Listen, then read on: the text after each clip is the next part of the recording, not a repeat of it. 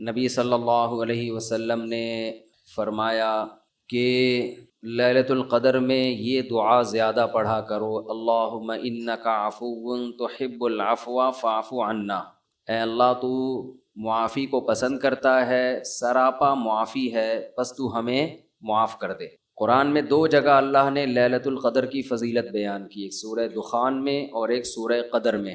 سورہ دخان میں کہا انا انزلناہ فی لیلۃ مبارکہ، ہم نے اس قرآن کو نازل کیا برکت والی رات میں۔ اور سورہ قدر میں ہے انا انزلناہ فی لیلۃ القدر، ہم نے قدر کی رات میں اس کو نازل کیا۔ اور دونوں جگہ قرآن میں ہے تنزل الملائکۃ والروح فیہا من کل امر باذن ربہم من کل امر، کہ فرشتے اس رات میں اللہ کے حکم کو لے کر نازل ہوتے ہیں۔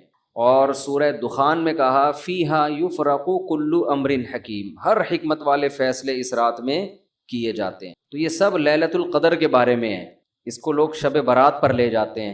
اور قرآن میں ہے خیر من الف شہر، 1000 مہینے سے بہتر ہے۔ تو اس لیے لیلۃ القدر کو تلاش کرنا چاہیے، ہمیں متعین طور پر وہ بتائی نہیں گئی ہے، بتایا گیا تھا نبی صلی اللہ علیہ وسلم کو، لیکن آپ کو بھلا دیا گیا۔ اس میں حکمتیں ہیں، مصلحتیں ہیں۔ بڑی حکمت یہ ہے کہ اگر بتا دی جاتی تو ہم رمضان کے آخری عشرے میں پوری میں عبادت نہ کرتے، پورے سال سوتے رہتے، پورے رمضان سوتے رہتے، اور خاص اس رات کو کچھ اللہ اللہ کر لیتے۔ اور یہ بھی خطرہ تھا بتا دی جاتی تو اس میں گناہ کا عذاب بھی 1000 گنا، سینکڑوں گنا بڑھ جاتا، پھر حجت تمام ہو جاتی، پھر کوئی گناہ گار یہ نہیں کہہ سکتا تھا کہ بھائی مجھے کیا پتا تھا آج لیلۃ القدر ہے، تو بڑا عذاب آ سکتا تھا اللہ کا، کوئی اس رات میں گناہ کرتا۔ تو اس لیے اللہ کی حکمت نے اس بات کا تقاضا کیا کہ اس رات کو چھپا دیا جائے۔ اب امکانات ہیں، پہلی بات تو رمضان میں ہوگی، اتنی بات تو تقریباً یقینی ہے۔ دوسری بات رمضان کے آخری عشرے میں ہوگی، یہ بھی تقریباً یقینی ہے۔ اب آخری عشرے میں پھر ہمیں یقینی نہیں بتایا کون سی رات، یہ بتا دیا گیا کہ طاق راتوں میں، یعنی 21ویں رات، 22ویں رات، 23ویں رات، 24ویں، 25ویں، 27ویں اور 29ویں، ان راتوں میں امکان زیادہ ہے۔ اور بعض حضرات کے نزدیک 27ویں میں امکان اور بھی زیادہ ہے، بعض حضرات کا موقف ہے، لیکن یقینی بات نہیں ہے۔ تو طاق راتوں میں یعنی کوشش تو کریں رمضان کے آخری عشرے میں عبادت کریں، ورنہ کم سے کم آخری درجہ کیا ہے کہ رمضان کی طاق راتوں میں خود بھی نماز، تلاوت اور دعا میں دل لگائیں، اور اپنے گھر والوں کو بھی نمازوں اور تلاوت میں لگائیں، دعاؤں کو بچوں کو بھی لگائیں، اٹھایا کریں رات کو جا کے کہ بیٹا اٹھو، تھوڑا اللہ اللہ کر لو، نماز پڑھ لو، کچھ اللہ سے دعائیں مانگ لو۔ دعا کو بہت فوکس کرنا چاہیے، آج کل دعاؤں کو چھوڑ دیا بالکل، حالانکہ سب سے بڑی عبادت ہی دعا ہے۔ دعا میں اللہ اور بندے کا جو کنیکشن ہوتا ہے نا، وہ نماز میں بھی نہیں بنتا، وہ تلاوت میں بھی نہیں بنتا، وہ جو تعلق بنتا ہے نا اللہ اور بندے کا دعا میں، وہ کسی عبادت میں نہیں بنتا۔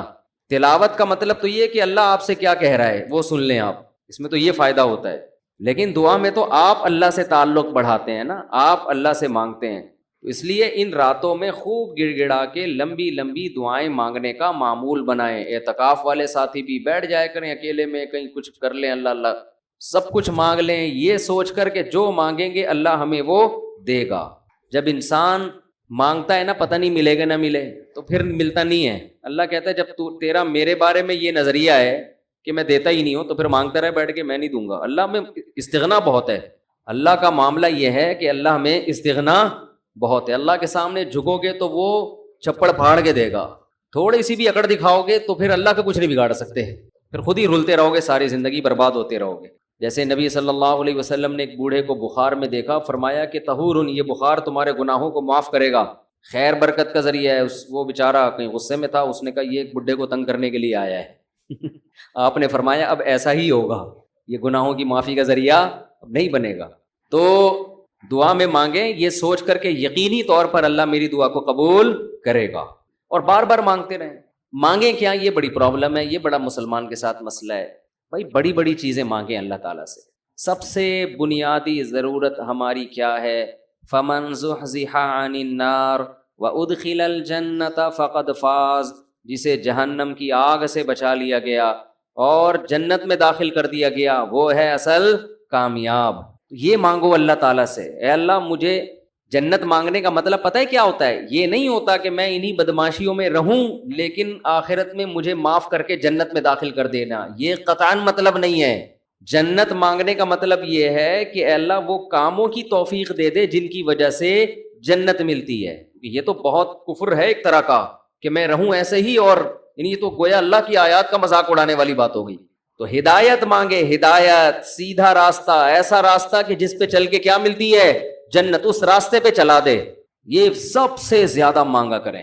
اور جو دین کے کام میں لگے ہوئے ہیں، مبلغین ہیں، علماء ہیں، دینی مدرسے کے طلباء ہیں، وہ ایک اور دعا بہت زیادہ مانگا کریں، کیونکہ ان کو صرف جنت تھوڑی چاہیے، ان کو تو یہ چاہیے کہ ہمیں اللہ نے پیغمبروں کا وارث بنایا ہے، تو ہم سے اے اللہ تو دین کا کام بہت زیادہ لے لے، جو ہمارا مقصد ہے، ہمارا ہدف ہے۔ اگر ایک عالم کاروبار کامیاب کر کے چلا گیا تو یہ کون سا تیر مار لیا اس نے؟ یہ کوئی اس کا اصل کام تھوڑی تھا۔ ایک عالم شادی کر کے 4 شادیاں کی اور دھڑا دھڑ بچے پیدا کر کے دنیا سے چلا گیا، کام تو یہ بھی اچھا کیا اس نے، لیکن یہ اس کا اصل ہدف؟ یہ تو کوئی بھی کر سکتا ہے۔ یہ تو ابو ظہبی کے جو سابق بادشاہ تھے، ان کے میرے خیال ہے 100 کے قریب کہا جاتا ہے بیٹے تھے ان کے، دھڑا دھڑ شادیاں کی انہوں نے۔ وہ لوگ تو پھر طلاقیں دے دے کے بھی کرتے رہتے ہیں نا، عرب بادشاہ، انہیں کوئی نہیں پوچھتا کہ طلاق دے بھی دیں آپ، اور نہیں یہ گھر کا شروع کر دینا، پٹو گے بہت برے طریقے سے۔ ویسے بھی شریعت میں پسندیدہ کام نہیں ہے طلاق دینا، لیکن عرب لوگوں کے پاس پیسہ بہت ہے، وہ بھائی ایک بیوی کو طلاق دی ہے، بھائی بنگلہ دے دیا، وہ خوش ہوتی ہے، چل بھائی بنگلہ ملا، ایک اور شادی کی، تو ان کے ہو جاتے ہیں 100۔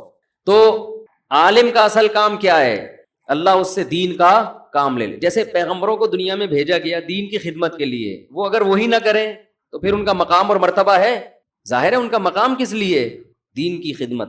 تو جو دینی مدرسوں کے طلباء ہیں، علماء ہیں، ان کا تو یہ فرض ہے کہ اتنا مانگے اللہ سے کہ اللہ ہماری صلاحیتیں ضائع نہ ہوں، تو ہم سے دین کا بہت زیادہ کام لے لے۔ ایک عامی آدمی بھی یہ دعا مانگ سکتا ہے، لیکن طلباء اور علماء کے لیے اس کی اہمیت زیادہ ہے۔ تو اس میں ہمارے حضرت یہ دعا بتایا کرتے تھے، اے اللہ اخلاص کے ساتھ کام لے لے دین کا، کیونکہ دین کے کام میں بہت دفعہ ریاکاری آتی ہے۔ کام دین کا ہوتا ہے لیکن پھر آدمی کی اپنی انا شامل ہو جاتی ہے، اپنی پبلسٹی، میں بڑا بن جاؤں، میری پروموشن ہو، مجھے لوگ واہ واہ کریں، یہ نفس کی خواہش اس میں کیا ہوتی ہے؟ شامل، اور اس سے دین کا کام تو ہو جاتا ہے، آپ کو قیامت کے دن ٹکے کا بھی اجر نہیں ملتا۔ کیوں؟ حدیث میں آتا ہے ان اللہ رب یؤید ھذا الدین برجل فاجر او کما قال صلی اللہ علیہ وسلم، اللہ بعض دفعہ کسی فاسق سے بھی دین کا کام لے لیتے ہیں، اس کا اللہ کی نظر میں مقام نہیں ہوتا، لیکن بعض دفعہ کام اللہ اس سے لے لیتے ہیں، ہو جاتا ہے، لیکن مقبول نہیں ہوتا وہ۔ تو اخلاص کے ساتھ دین کے کام کی اللہ توفیق دے، کس کے ساتھ؟ اخلاص۔ دوسرا عافیت کے ساتھ۔ دین کے کاموں میں آزمائشیں بہت ہیں، جیلیں بھی ہیں، لوگوں کی صلواتیں بھی ہیں، تو انسان اللہ سے دعا یہی مانگے کہ عافیت کے ساتھ ہو جائے، آزمائشوں میں نہ گھروں میں۔ اور تیسری بات، قوت اور ہمت کے ساتھ۔ قوت الگ چیز ہے، ہمت الگ، پاور بھی ہو میرے پاس کام کی۔ کمزور آدمی دنیا میں کام نہیں کر سکتا، تو کام بھی قوت کے ساتھ ہو، پاور کے ساتھ، جاندار کام ہو، کچھ کر کے جاؤں دنیا سے، لوگ کہیں بھائی، لوگ کہیں نہ کہیں، اللہ کہے کہ کچھ کر کے گیا ہے۔ لوگوں کو بعض دفعہ پتہ ہی نہیں ہوتا، کر کوئی اور رہا ہوتا ہے، کیش کوئی اور کرا رہا ہوتا ہے، تو اللہ کو پتہ ہے، اللہ کہے کہ واقعی تو کچھ کر کے آیا ہے۔ اور چوتھا، ہمت کے ساتھ۔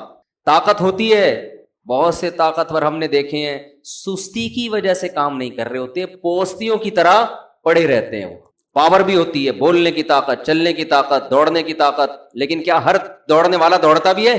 اس کے لیے ہمت بھی تو چاہیے نا۔ کمزور میں ہمت ہوتی ہے، طاقت نہیں ہوتی۔ طاقتور میں، یعنی اگر کمزور میں ہمت ہو، طاقت نہ ہو، وہ بھی کسی کام کا نہیں۔ آپ میں طاقت ہے مگر ہمت نہیں ہے، آپ بھی کسی کام کے نہیں ہیں۔ تو ہمت کے ساتھ، تو یہ 4 الفاظ کے ساتھ دعا مانگا کریں، اے اللہ دین کی خوب خدمت لے لے، اخلاص کے ساتھ، عافیت کے ساتھ، قوت اور ہمت کے ساتھ، اتنی خدمت کہ میں دین کے کاموں میں کسی سے پیچھے نہ رہوں، کیونکہ مقابلہ ہے، کمپٹیشن ہے۔ پہلے میں کبھی یہ دعا مانگتا تھا، بلکہ میں کیا، ہمارے دوست تھے، وہ انہوں نے ہمارے شیخ کو خط لکھا کہ میں یہ دعا مانگتا ہوں، اے اللہ میں دینی کاموں میں سب سے آگے نکل جاؤں، سب کو پیچھے چھوڑ دوں میں۔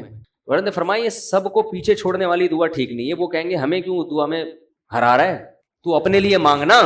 یہ ایسا ہی ہے جیسے آپ کہہ رہے ہو اللہ مجھے اتنا پیسہ دے کہ وسیم سے زیادہ دے دے مجھے، اور وسیم مجھ سے پیچھے رہ جائے، تو وسیم کہے گا تو اللہ سے جتنا پیسہ مانگ، مجھے کیوں پیچھے کر رہا ہے اپنے، میں نے تیرا کیا بگاڑا ہے بھائی، تو حضرت نے دعا کے الفاظ چینج کروائے، ان سے کہا یوں نہ مانگا کرو کہ میں سب کو پیچھے چھوڑ دوں، بلکہ یوں دعا مانگو میں کسی سے پیچھے نہ رہوں، مجھے اپنے آگے نکلنے کی فکر ہے، دوسروں کو پیچھے چھوڑنے کی نہیں ہے. تھوڑی سی ورڈنگ صحیح کر لو اپنی. تو یہ دو دعائیں بہت مانگا کریں. اپنی اولادوں کے لیے مانگ لیں، مجھے ایسی اولاد دے دے جو نیک اور صالح ہو، دین کی خدمت کرے. اللہ کی نظر میں دیکھو آپ کی اولاد مالدار ہے نا، آپ تو خوش ہوتے ہیں میرا بچہ کتنا بڑا بنگلہ، اللہ کی نظر میں اس کی ویلیو 2 ٹکے کی بھی نہیں. اگر اللہ کی نظر میں ان پیسوں کی، گاڑی بنگلے کی کوئی 2 ٹکے کی حیثیت ہوتی نا، تو موسیٰ کلیم اللہ کو اللہ سب سے زیادہ مال دیتا، سب سے زیادہ مال. اور فرعون تانے کیا دیتا تھا حضرت موسیٰ کو؟ مسکین، اس کے ہاتھ میں سونے کے کنگن نہیں ہیں، میرے ہاتھ میں سونے کے کنگن، میرے پاس باغات جن کے نیچے نہریں بہتی ہیں، موسیٰ کے پاس کچھ بھی نہیں ہے، مسکین. آپ اپنی اولاد کو چاہتے ہو کروڑ پتی بن جائے، دولت مند بن جائے، یہ ابے بھائی مسافر خانہ ہے، لعنت بھیجو یار. بن جائے تو ٹھیک ہے، میں نہیں کہہ رہا ان کو غریب لاوارث چھوڑ کے جاؤ، فوکس کس کو کرو بھائی؟ نیک بن جائے، دیندار بن جائے، پرہیزگار بن جائے. اگر پرہیزگار بن گئی نا، اللہ پہ اعتماد اور تعلق ہو گیا، سوکھے ٹکڑوں میں بھی آپ کی اولاد خوش رہے گی. اور اگر پرہیزگار نہیں بنی تو میں نے کروڑ پتی باپ کو دیکھا ہے جس نے کروڑوں روپے کی جائیدادیں بچوں کے لیے تیار کی، اور وہی بچے باپ کو صبح شام ٹینشن بھی دے رہے ہیں اور خود بھی ڈپریشن کی گولیاں کھا رہے ہیں، وہ دین نہ ہونے کی وجہ سے. تو لیلۃ القدر میں کیا دعائیں مانگنی ہے؟ 2 دعاؤں کو فوکس زیادہ کرنا ہے. ایک ہدایت اپنے لیے بھی، اپنے ماں باپ کے لیے، بیوی اور بچوں کے لیے، اپنے بہن بھائیوں کے لیے، اور ان کی ازواج اور ان کی اولاد. یہ آپ کا فیملی کیا ہو گئی؟ کمپلیٹ. یوں دعا مانگے، اے اللہ عافیت والی زندگی دے، سیدھے راستے پہ چلا دے مجھے، میرے والدین کو، والدین میں باپ دادا سب آ گئے، نانا نانی سب آ گئے، میرے والدین کو، میرے بیوی بچوں کو، میرے بہن بھائیوں، ان کی ازواج اور ان کی اولاد. ازواج میں شوہر اور بیوی دونوں آ گئے ہیں، تو یہ آپ کی فیملی کیا ہو گئی؟ کمپلیٹ. تو یہ سب کے لیے دعا کر دی. تو چند دعائیں، اب موضوع چل پڑا ہے تو میں بتا دیتا ہوں جو مانگنی چاہیے، کیونکہ ہمارے یہاں دعا ہی نہیں، عجیب طریقے سے دعائیں مانگی جا رہی ہوتی ہیں. چند دعائیں بہت ضروری ہیں جو ان لیلۃ القدر میں آپ نے کثرت سے مانگنی ہے. ایک دعا سب سے پہلے میں نے بتایا کیا مانگنی ہے؟ ہدایت.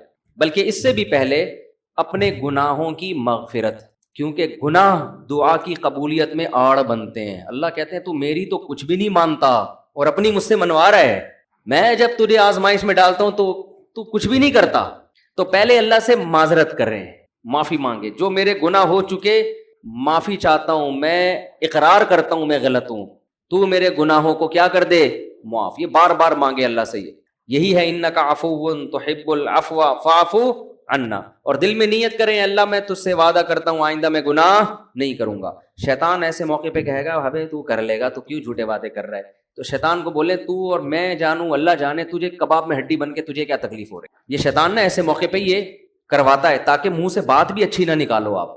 شیطان آئے گا اور کہے گا کہ بھائی تو دعائیں مانگ رہا ہے کہ تو میں دوبارہ نہیں کروں گا، تو نے کرنا تو ہے یہ کام دوبارہ، کیوں اپنے آپ کو دھوکہ دے رہا ہے؟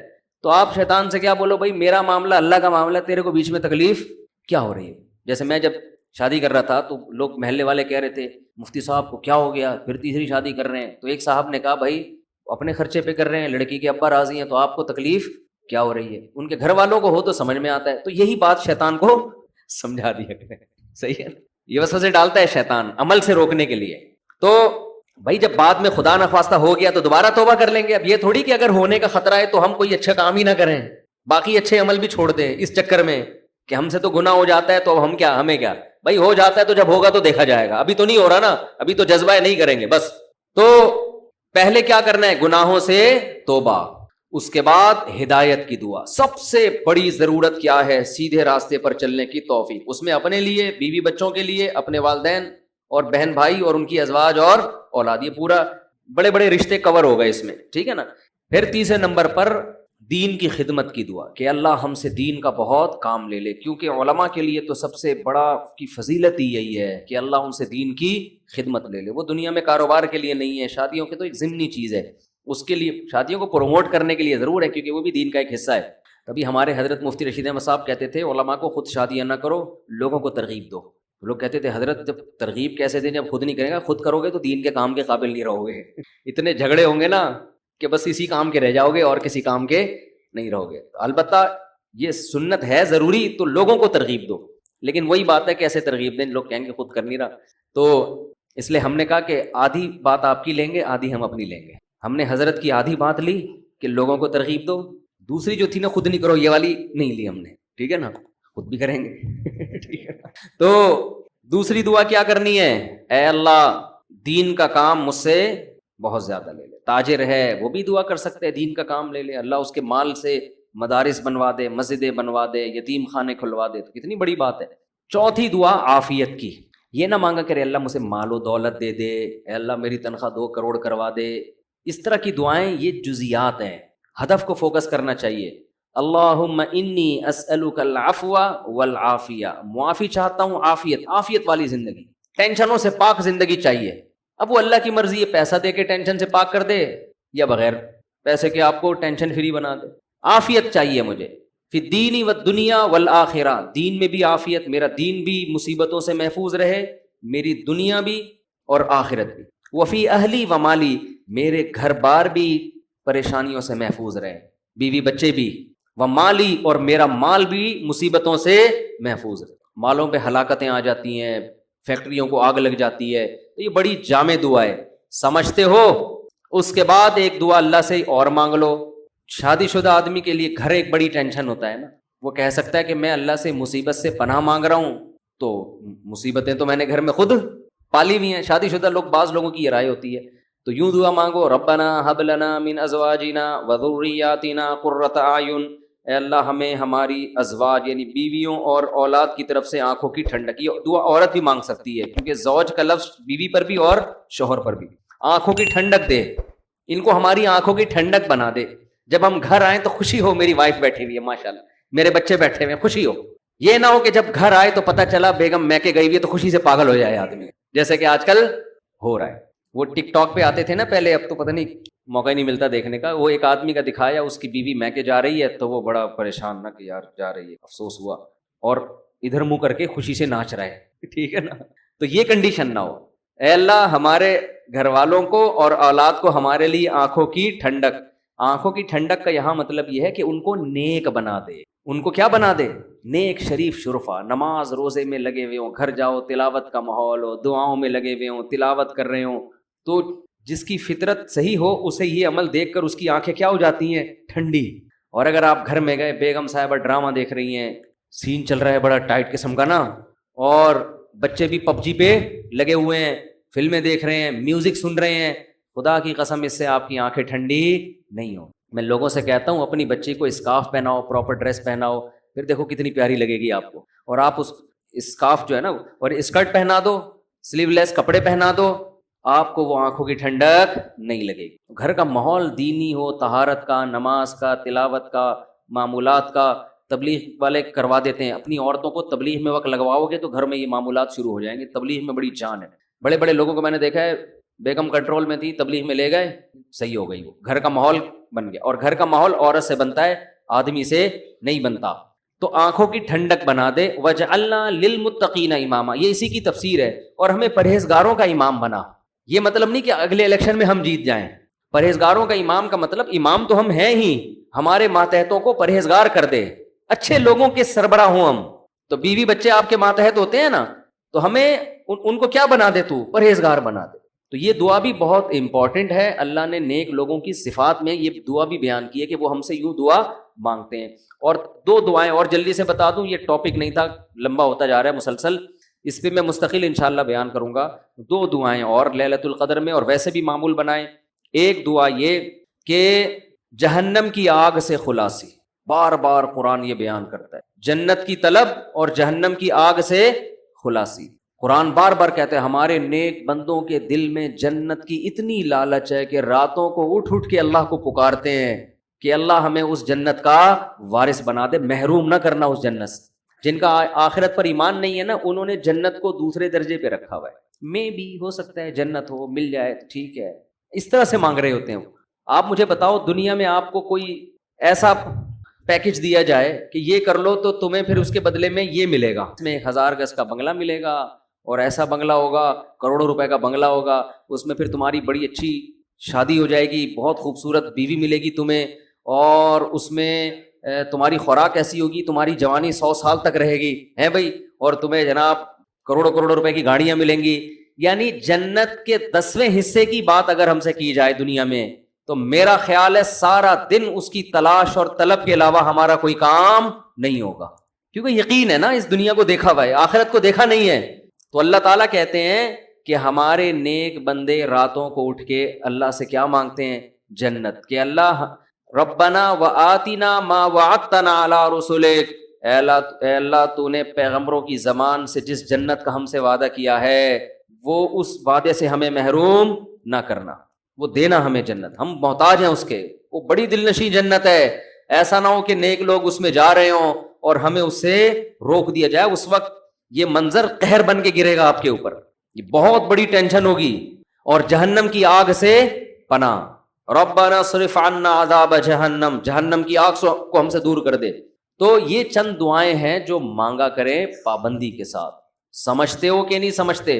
اور ایک آخری دعا، اگر آپ کے والدین دنیا سے جا چکے ہیں یا آباء و اجداد کوئی بھی جا چکے ہیں، ان کی مغفرت کی، ان کو بھولنا، جن میں والدین تو بہرحال وہ تو زندگی بھر نہیں بھولنا ان کو، جب مغفرت کی دعا تو سب سے پہلے اپنے والدین کے لیے الگ الگ مانگا کرو، باپ کے لیے الگ اور ماں کے لیے الگ، ہول سیل کے حساب سے نہ مانگا کرو۔ بعض لوگ ہول سے، یا اللہ جتنے بھی مرحومین دنیا سے جا چکے ہیں سب کی مغفرت فرما دے، تو مرحومین میں ابا بھی آ گئے، اماں بھی آ گئے، نانی بھی آ گئی، دادی سب ہول سے، دعاؤں میں ہول سیل نہیں چلتا، نام لے لے کے اس میں زیادہ خشوع و خضوع پیدا ہوتا ہے، سمجھتے ہو؟ اب ظاہر ہے سارے مرحومین کا تو نام لے نہیں سکتا نا، تو خود ہی مرحومین میں داخل ہو جائے گا تھوڑی دیر میں، تو چند اسپیسیفک مرحومین کا نام لے کے پھر ہول سیل کے حساب سے کہ جتنے دنیا سے مسلمان جا چکے ہیں اللہ مغفرت کرے، تو یہ کام ضرور کرنا چاہیے لیلۃ القدر میں۔ اور لیلۃ القدر میں مخصوص عبادت ثابت نہیں ہے، یہ جو چل رہا ہوتا ہے نا کہ پہلی رکعت میں یہ سورت پڑھیں، پھر یہ سورت پڑھیں، پھر یہ سورت پڑھیں، یہ سب چیزیں غیر ثابت ہیں، بدعت ہیں، ان سے اجتناب کریں، تمام دوائیں بچوں کی پہنچ سے دور رکھیں، تمام بدعتیں اپنی اور بچوں کی پہنچ سے دور رکھیں۔ تو لیلۃ القدر میں آپ سمپل نماز پڑھیں، زیادہ سے زیادہ دعا مانگیں، اور تسبیحات ہیں، تلاوت ہے، یہ کام کریں، سمجھتے ہو؟ دوسرا، جتھے نہ لگائیں لیلۃ القدر میں، اس کو بھی لوگوں نے ایک شو بنا لیا ہے، جتھے دوست احباب مسجدوں میں ٹوپیاں پہن کے جا رہے ہیں اور پھر بیٹھے ہوئے ہیں، گپے لگ رہی ہیں، ہاں ہلا گلا چل رہا ہے، پھر چلو جی جماعت سے نماز ہو رہی ہے، ٹھیک ہے جماعت سے نماز بھی پڑھ سکتے ہیں، لیکن تراویح میں تو بڑی جماعتیں جائز ہیں، تو ثابت ہے خلفائے راشدین سے، تہجد میں بڑی جماعت ثابت نہیں ہے، لہذا یہ بھی بدعت ہے۔ تراویح تو ثابت ہے نا، اس میں تو جتنے پوری مسجد بھر جائے، لیکن تہجد میں اس طرح تداعی کہ اتنے لوگوں کو اکٹھا کرنا کہ قاری صاحب تہجد پڑھا رہے ہیں سب لوگ آ جاؤ، یہ نبی سے ثابت نہیں ہے، جب ثابت نہیں ہے تو جائز بھی نہیں ہے۔ تو اس لیے تہجد میں اگر کسی نے جماعت پڑھنی ہے 2-3 سے زیادہ افراد کو اکٹھا بولو نہ کرے، تاکہ زیادہ تعداد نہ ہو جائے لوگوں کی، لیکن بہتر یہی ہے کہ اپنے طور پہ پڑھیں تہجد۔ تراویح ہو گئی جماعت کے ساتھ، باقی نوافل کیسے پڑھیں؟ انفرادی میں الگ اللہ سے تعلق بنتا ہے، جماعت میں الگ تعلق بنتا ہے، تو اس میں انفرادی کو فوکس کریں۔ تو کوئی مخصوص صورتیں پڑھنا، پہلی رکعت میں یہ، دوسری میں یہ بھی بدعت ہے۔ صلاۃ التسبیح کی جماعت بھی جائز نہیں ہے، سمجھتے ہو؟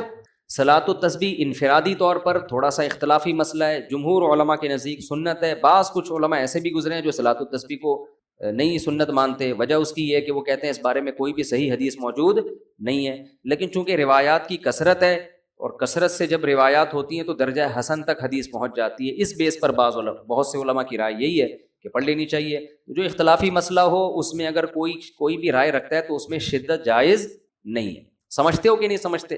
تو اچھا، میرا موقف چونکہ یہ والا ہے جو ابن تیمیہ رحمہ اللہ کا موقف تھا، تو میں کیا، میری اوقات کیا، بعض بڑے علماء کا بھی وہی موقف ہے، تو اس لیے تو میں بھی اسی موقف کو مانتا ہوں، لیکن کوئی فتویٰ میں یہی دیتا ہوں جو جمہور کا ہے کہ بھائی ٹھیک ہے، جو مفتہ بھی قول تو یہی ہے کہ پڑھ لینا چاہیے۔ عبداللہ بن مبارک، علامہ ناصر الدین البانی رحمہ اللہ نے اس مسئلے میں عبداللہ بن مبارک کی تقلید کی ہے، ان کی نظر میں بھی اس بارے میں کوئی حدیث صحیح نہیں ہے، لیکن چونکہ عبداللہ بن مبارک سے اس کی سنیت منقول ہے تو انہوں نے اس مسئلے میں تقلید کی ہے، کس کی؟ عبداللہ ابن مبارک کی، کہ اتنے بڑے آدمی پڑھتے تھے تو ٹھیک ہے۔ تو خیر کہاں سے لمبی بات چلی گئی، تو لیلۃ القدر میں دعائیں مانگنی ہیں اور گناہوں سے معافی، تو گناہوں سے معافی میں گناہ دماغ میں ہوں گے تو معافی مانگے گا نا، تو پہلے اپنے گناہوں کے بارے میں سوچنا بھی ہے کہ میرے اندر خرابیاں ہیں کیا۔ تو دیر آر 2 types آف خرابیز، خرابیوں کی کتنی قسمیں ہیں؟ 2، ایک اللہ سے معاملہ ٹھیک نہیں ہے، ایک اللہ کے بندوں سے۔ تو اللہ سے جو معاملہ ٹھیک نہیں ہے، فرض نماز آپ کے ذمے، روزے آپ قضا کر رہے ہیں، بد نظری کر رہے ہیں، سود کھا رہے ہیں، زنا کر رہے ہیں، انٹرنیٹ پر فحش فلمیں دیکھ رہے ہیں، داڑھی کاٹ رہے ہیں اور ازار ٹخنوں سے نیچے رکھتے ہیں اور زکوٰۃ نہیں دیتے، یہ سب کس کے حقوق ہیں؟ اللہ کے۔ حج نہیں کیا، فرض ہوا ہوا ہے آپ کے اوپر، اور مخلوق کے حقوق کیا ہیں؟ سب سے پہلے دیکھنا ہے وراثت تو پھوڑ پھاڑ کے نہیں بیٹھا ہوا میں کہیں، ابا کا انتقال ہو گیا ایسا تو نہیں میں کسی کا حصہ کھا رہا ہوں، بہن کے حقوق میں آتا ہے نا، وراثت پھوڑ پھاڑ کے بیٹھا ہوا ہے تو بھائی سب سے پہلے بہن کی وراثت اس کے حوالے۔ بڑا بھائی ہے تو چھوٹے بھائیوں کا حق تو نہیں کھا رہا، سمجھتے ہو؟ تو مخلوق میں سب سے پہلے مالی حقوق ہیں، پھر دیکھو قطع رحمی تو نہیں کی ہوئی، ایسا تو نہیں کوئی قریبی رشتہ دار ہو جس کو پورے پورے سال آپ پوچھنے کی توفیق ہی نہیں ملتی، تو قریبی رشتہ داروں کو منا لو، تھوڑا سا ہیلو ہائے کر لو، سلام دعا کر لو ان سے، کیا جا رہا ہے اس میں؟ تو یہ موٹے موٹے رشتہ داروں کے حقوق یہ سوچ کے اللہ سے توبہ کر لو اور وہ حقوق ادا کر لو۔ پھر لیلۃ القدر بنے گی، جس طرح سے آج کل لیلۃ القدر منائی جا رہی ہے نا، حالانکہ وہ منانے کی چیز نہیں ہے، لیکن جس طرح سے منائی جا رہی ہے اس طرح تو بھائی ہزاروں لیلۃ القدر آ جائیں تو کیا فائدہ، تھوڑی بہت عبادت کا ثواب تو مل جائے گا، لیکن جو فضیلت ہے، گناہوں سے توبہ کی توفیق، اور اللہ تعالیٰ فیصلے کرتے ہیں پورے سال، تو جب جو وراثت کھانے کا ارادہ کر کے بیٹھا ہوا اس کے لیے کیا فیصلے ہوں گے پورے سال، خود سوچ لو آپ۔ تو یہ تھوڑا لیلۃ القدر کے حوالے سے کچھ باتیں تھیں، اللہ عمل کی توفیق دے۔